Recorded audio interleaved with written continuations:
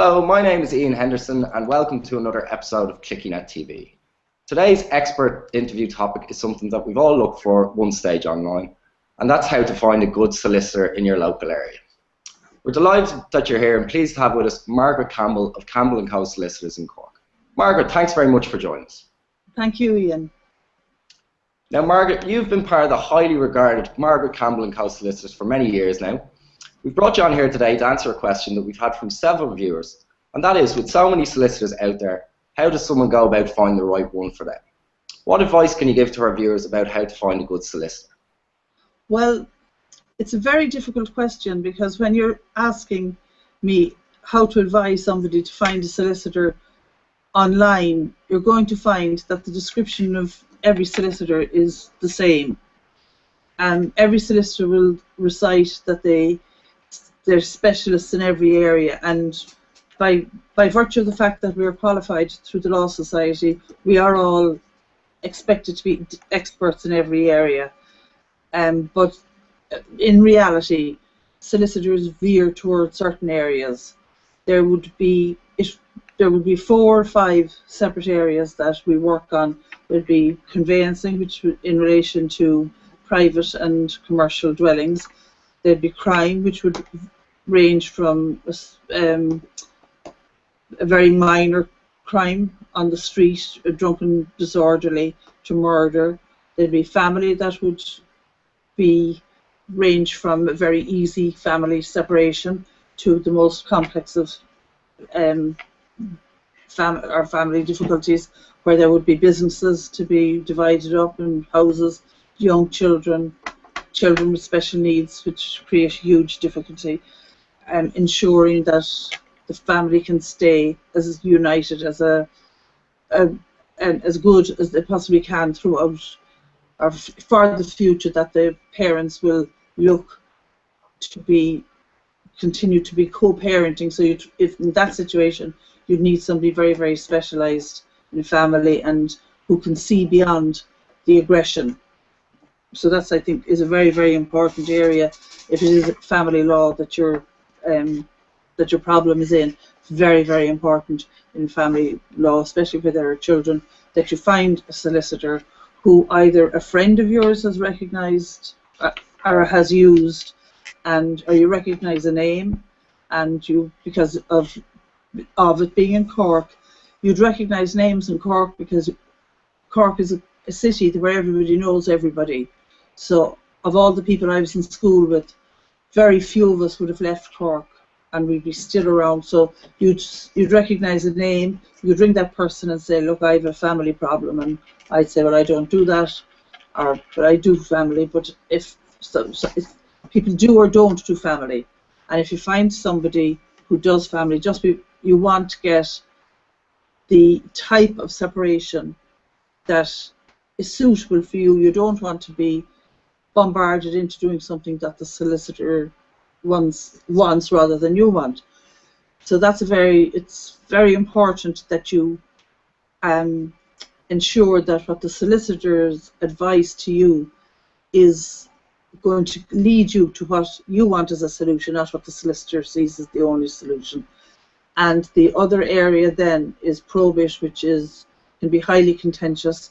You really do need somebody in those specific areas, like family, probate, some conveyances where you have very old titles in a city that would be impossible to deal with yourself, that you might need to go and get legal opinion from barristers to help you.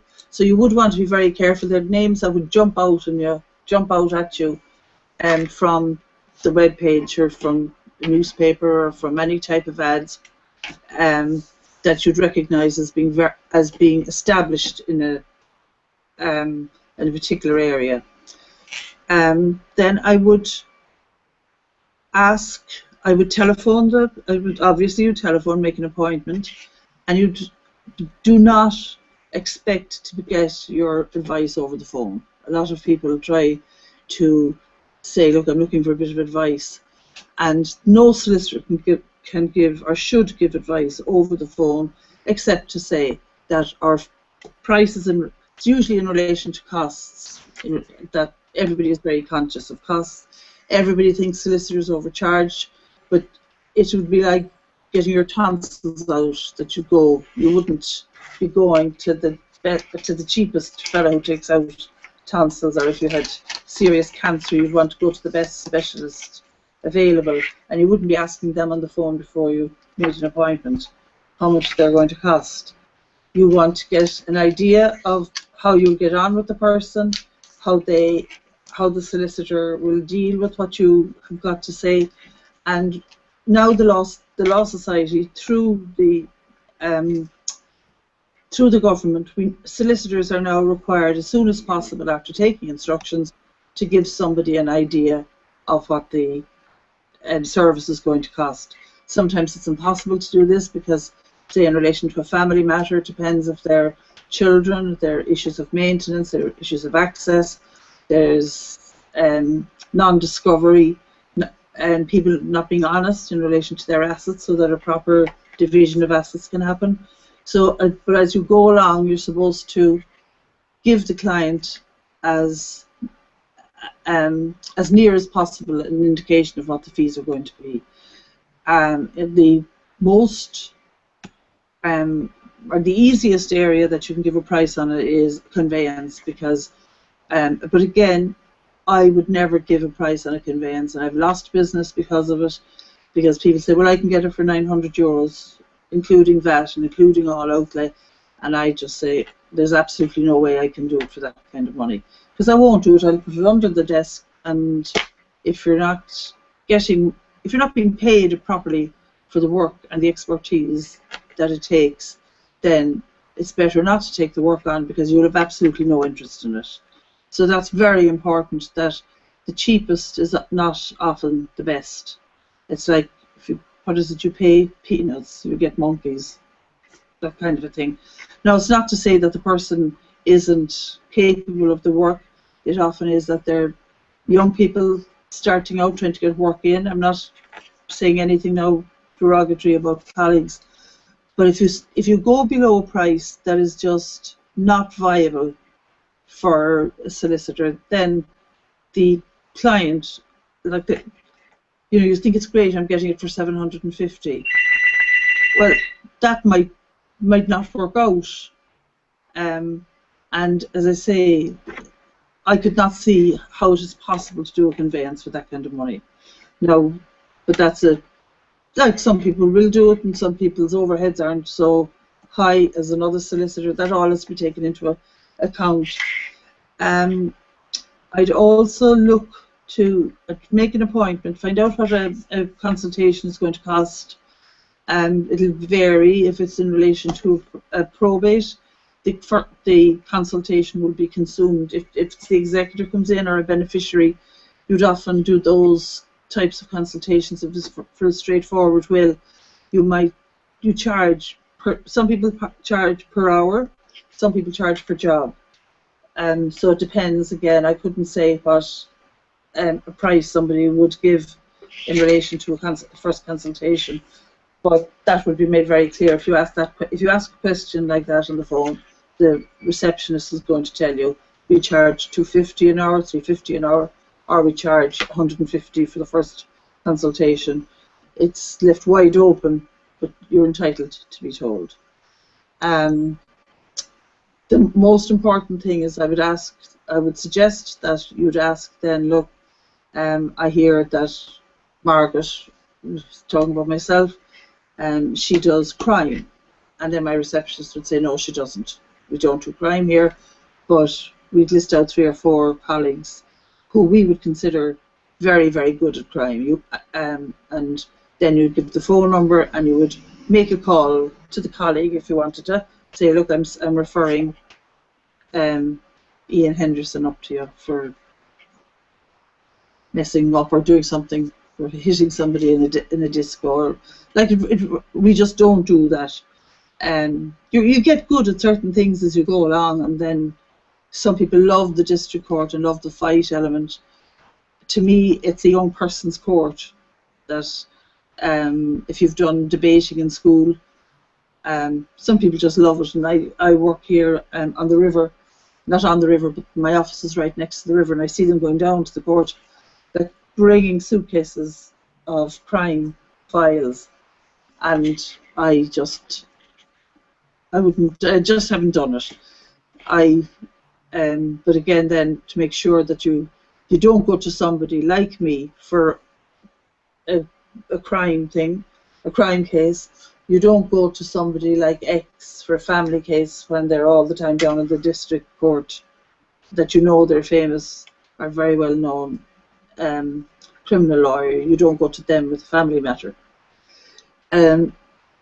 So you'd look to your friends to see who they went to, how they got on. You'd maybe have the consultation with the solicitor, see how you're welcomed in the office, see whether you can bond or create a connection with the solicitor that you like, the way they work, that you like the pristine condition of the offices, which mine isn't. But I make people welcome. I treat my practice as a kind of a consumer friendly or client friendly, and people. I don't think people are disappointed. Maybe they don't always instruct me, but they never are threatened by me, which is a big problem. I think that you can find solicitors, or in any profession, you go to a doctor and that they're a bit OTT with the difference between you and them, and that they think they're far more important. I don't know, it's just, you have to be very, like, to find out will you get on with the person. Then I would, again, now say you've done that, you've done that, you see Mary X, and that she's specially qualified in 5 or 6 areas. Then you go down and you see John Murphy, and he's qualified in the same areas. And if you read down through much of them, or go through, say, on this type of online advertising, it gives you a starting point to get a couple of names. But I would think also it's very important that you don't get hundreds of names, and you add yourself. You're adult enough now if it's a family matter or a probate matter, or even a conveyance, because you want to get your deal in, you want to get your offer accepted, you want to get it moving. You have to have a solicitor. So if you spend too long looking around town to save 50 euros here and there, you're going to lose the sale.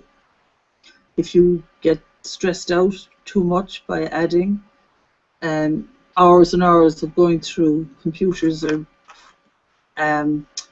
for the names of solicitors in your town, you're going to add to your stress. And by the time you get in to see the solicitor over your separation, you'll be a basket case, because you'll have a list that there would be 5 or 6 issues that I'd like to see. I would mention that that's plenty, and I would say kind of do 4 maybe, and like, you're not going to find perfection in any area, so you just see what it is. Ask a few people then around, did you ever use Margaret Campbell for crime? And they said no, but I did use her for probate, or I did. She does family, she does conveyancing, she does like commercial stuff. You might know somebody in the office, so that's really what I'd be looking for. That's great advice, Margaret, and it really makes a lot of sense. Thank you for that. Now, I know you've been in business for many years and you've seen a lot of solicitors come and go, and a lot of that has to do with the experience that you create for your customers. Could you tell me a little bit about the experience that you and your team create for your clients, please? Yeah, well, we're a small practice. We've been through many different types of work over the 19 years in practice here in George's Quay, and it's a lovely area. It's on the river. It's kind of it's becoming back into Cork as it's being revitalised, which is lovely. There's a mixture, so there's that experience that you're coming along. You tell the people that you're between the off licence and the vegetarian or the Indian restaurant, and immediately even that's, you know, it's not a big fancy office. It's a lovely office. People, everybody who works here has been recommended to me through friends. I've never had a stranger who wasn't one of my son's friends, or one of my daughter worked here for many years. My son Neil is my son, and he's helping out here now at the moment. My co-solicitor is the daughter of friends of mine and the niece of friends of mine. So I've kept it all very like a little cottage industry is what we have here.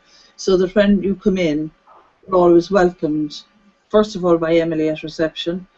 There's never anything like, you know, take a seat for a moment. They're up in court. If you have an appointment, you have an appointment. Because of my specialty in probate, I'm rarely out of the office unless I'll always know beforehand if I'm going to be out of the office. I'm not running out. So your appointment will be honoured. And my own area of specialism is probate, and Sinead then does family and the conveyancing. As we are now, we did an awful lot of work with the redress board, which was to do when the boys and girls were in industrial schools. That took an awful lot of work. I travelled an awful lot to America with that. So I was very conscious of dealing with people who had left Ireland many, many years ago under terrible circumstances. So I had to be very kind of understanding and sensitive to the clients, which I know matter what problem you come in with, whether it is a conveyance, family, or probate.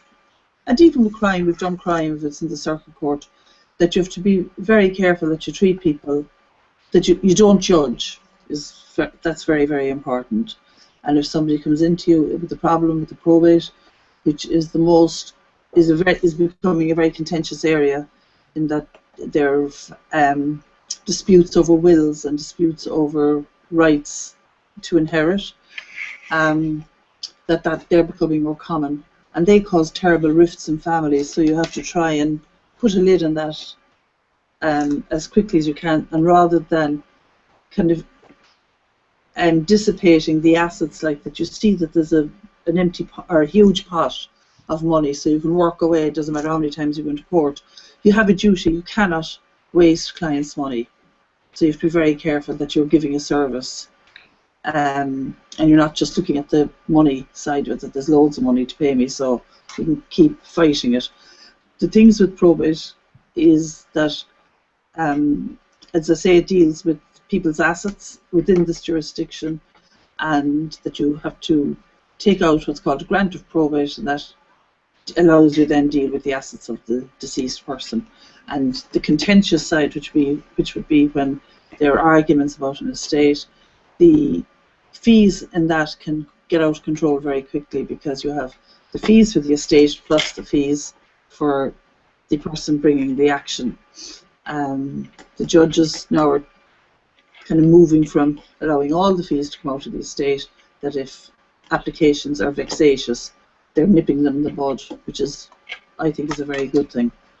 And just to tell you that about a number of years ago, that I was asked by a client if I would help to examine a case in Savannah in Georgia, where there was a family. There were 4 in the family. None of them married. One had special needs, and the last one died, and they found that she had a lot of money in Savannah, and that she also had at one time family had owned a huge number of buildings in Savannah, and there was an ad in the paper looking for relatives of the family. This family approached me and said that they thought that they related to her. So for about 2 years we were working. That was the most interesting case that I had. I've had a couple of very interesting cases. One that went to the Supreme Court, that where there was a mistake in a will, but the will was perfectly understandable even with the mistake. A will can only be changed if the judge thinks that by reading it. That's a very complicated area. So in that case, if there's anything at all to do with probate, I'd be very, very slow to advise anybody to not to make sure that they got a very good solicitor to deal with it. That and family would be the two areas. Commercial law, I wouldn't have any. The big firms deal with that. You know, they'd have departments, they'd have tax departments, and they'd have big conveyancing, they'd have banking departments, they'd have real estate. We don't have that. We're just a small group working as best we can on everything. But we're a nice group and we have a nice clientele. And I like family law because I'm a mother myself, and I'm divorced, and my ex-husband and I did it. You know, we never lost sight, thankfully, of the fact that we were still parents, which I think is the most important. And to diffuse the anger is very, very difficult. You suggest mediation, and there isn't a hope. Some people, there isn't a hope of getting anything done by discussion, and in those cases I think it's very important to get into court as quickly as you can and try, rather than going back and forth, and if you get into court as quickly as you can, you often then can settle when you know, like in the steps of the courthouse. But you should be very careful then when you're settling a case that the money is there. You know, if you're in a family matter, you have to be very careful that, well, you know, I'll give her the house and I'll buy something else. It's not happening like that anymore. People don't have money. People don't have money now to separate that they had when the boom was here. You know, two people on ordinary salaries cannot run two houses when you're using the same electricity, a mortgage, feeding kids in both houses. So it is very difficult. There's a huge change in you know, if somebody comes into you and they want to separate, and you just go through the figures with them, and you have to just tell them that there's no way you can afford to separate because you can't live. You know, so you have to be very, very sensitive in how you pass over knowledge to people when you're dealing, no matter what they're doing. And people who come into you could have done 1,000 conveyances, you know it backwards. And you know that all the different forms you need and all the different clearances, and you have to check the planning, and you have to check that the house, get an engineer to have a look at the house. You must remember that this is the first time probably that this couple or this man or woman has purchased a house. So you just can't go you know, if you I'm very conscious of that you have to explain to people what it is you're doing, what the job is going to entail, and that you give them the price, as close to price as you can. You can tell a person with the conveyance that look, it's going to be X amount, but when I get the title is the basis for which the house has ownership. And once you get that from the other side, you might have given a quotation, and now you see you need a barrister, that there's something wrong with the title that you pick up. You have to send that to a barrister. That's going to cost a couple of hundred for them to give an opinion. You might find something in this that the lease had only 60 years to run. That's no good to somebody, and they have to buy out the freehold. So that's why you can't just say at the beginning, look, I'll do it for X amount, because it just mightn't happen that it's possible to do that. So we just try and keep the experience for people when they come in as easy as possible. Treat them with respect and sincerity, obviously respect and sincerity, and to always remember that just because you're good at, or you think you're good at some area, these people are coming to you for advice, and they've never had experience. They don't know what you're talking about, especially in probate. Then they don't know what you're talking about. The different types of grants, the different types of title, how to establish title, how to pay the CAT, capital acquisitions tax, all that, and just to be very mindful that you're dealing with somebody also who's grieving, whose husband may have died, or child, or parent, or partner. So you have to be, I'd often, like the first time somebody comes in, I'd often just have a cup of tea for them, and you don't do anything to do with the work. You just make another arrangement for them to come in next week, because they have to deal with funeral accounts and costs of, like, very sad things that you'd be rattling off about yourself, and you'd it's a very sad thing. So that's the main thing. I think that's why we have a good name in those areas, because we have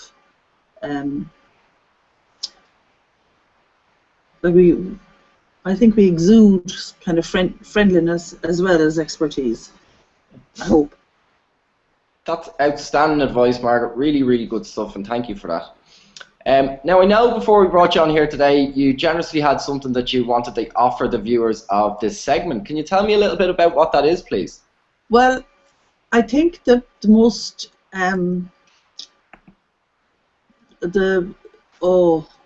effective or the most appropriate offer I can do is that I will offer advice on an existing will that you have, if you want me to check it for you to see whether that everything is in order, that it was properly executed.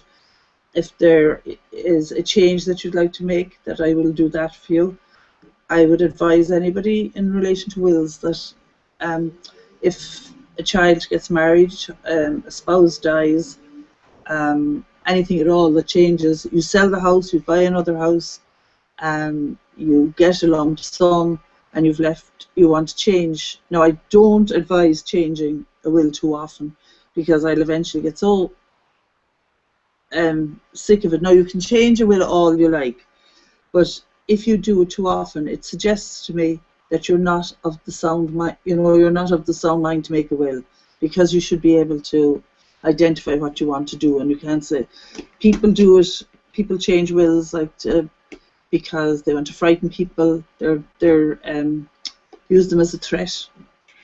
So I think if I explain, I will do that. I'll have a look at a will for you, and I'll see that it's properly executed. I will see that your current wishes are as the will that you have made 20 years ago, but your wife might have died, or your children might have grown up and gone away, and one might be much more wealthy than another, and it might be time to change the will. And anyone who tells me that it was through this video that they see me, I will do that for nothing.